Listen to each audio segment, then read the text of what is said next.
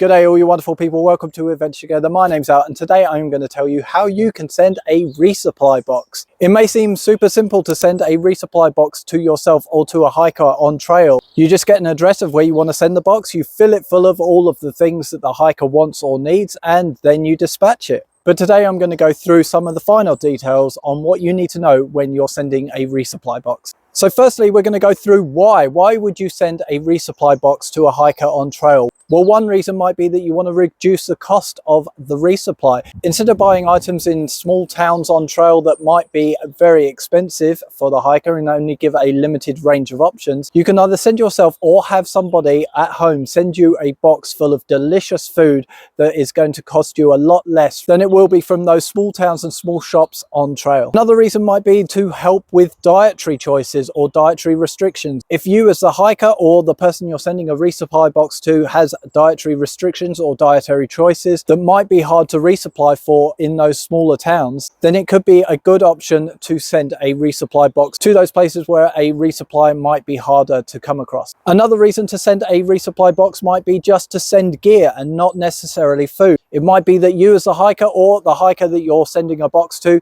needs a load of winter gear sent to them. And the fourth reason might be just to boost their morale. If they are going through a little bit of a tiresome patch and you know that their mood is starting to drop a little bit, maybe send them a resupply box with some thoughtful things like a note in it or some photos of you and maybe some candies or other treats that they can't get on trail. Sometimes opening a box and having a few surprise items in there can really boost someone's mood and make them happy for a few days. So what should you put into a resupply box other than the things that we've already mentioned? Well, when you're talking about food, you want to make sure it's non-perishable stuff that's dehydrated or freeze dried, that sort of thing that can keep and will not go off. Not putting fresh fruits or cold cut meats or anything like that in there, anything perishable, putting stuff that will last a long time. But if you're putting the resupply box together yourself, you'll know what you want to eat, and if you're resupplying for somebody else, they'll usually tell you what it is that they want to eat. So let's say that you've got all the stuff together that you want to send and you've put it into a box. How should you send it? Well, you might think that the best way to send your package would be via a courier company, but I would suggest that you send it via priority mail through USPS. The reason for this is that if you are sending something to a USPS post office, they won't accept anything from a courier company like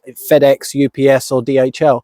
They will only accept packages from USPS, so it is better that you send your package through USPS and then it can be accepted at postal offices. If you've ordered something like replacement shoes or socks or something from an online store and then you want to have them sent to you, it's probably best to have those things sent to a hostel or a hotel or something like that that accepts hiker packages. The way that most people send themselves packages on trail is via priority mail from USPS. So now you've got that priority mail box and you've filled it with delicious foods and treats for the hiker or for yourself if you're sending it to yourself. So what do you need to know about that box? Well, there's a few things that you need to do when you're addressing it to yourself. Firstly, you do not use your trail name, you use your full name, because you might have to show your ID when you're claiming that box. And it's no good having your trail name emblazoned on the box, but not your name that's on your ID. So stick with the name that's on your ID so that you can claim your box. Now, when you're sending a box to a hostel or an outfitter's, what they usually like is for your name to be on all sides of the package, just so that they don't have to rotate it around looking for the name. They also like an ETA written on the box so they know roughly when you're going to be going through. Usually they'll only hold packages for around 30 days. That seems to be what I saw on the Appalachian Trail. But having an ETA on the box if you're planning to be through there towards the end of that 30 days so they don't send it away straight on that 30-day mark. They might give you an extra 5 days to come through. It's also good to write hold for thru-hiker or hold for PCT or AT thru-hiker on the box as well.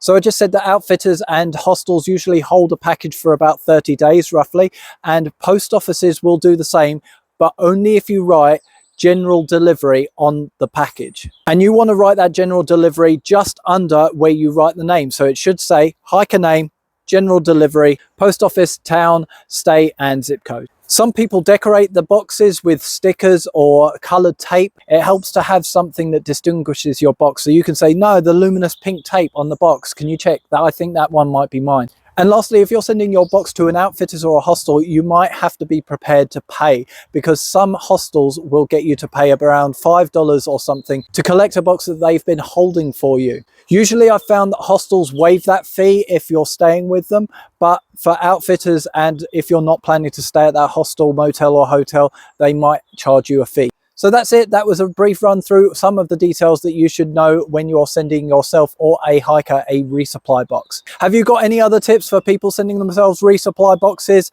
Please leave it in the comments down below. If you like this video, please leave a like. Please consider subscribing and share this video to anyone that you know that likes camping, hiking and adventure travel. And for now, that's it from me. Thank you for joining me, and I'll see you in the next one.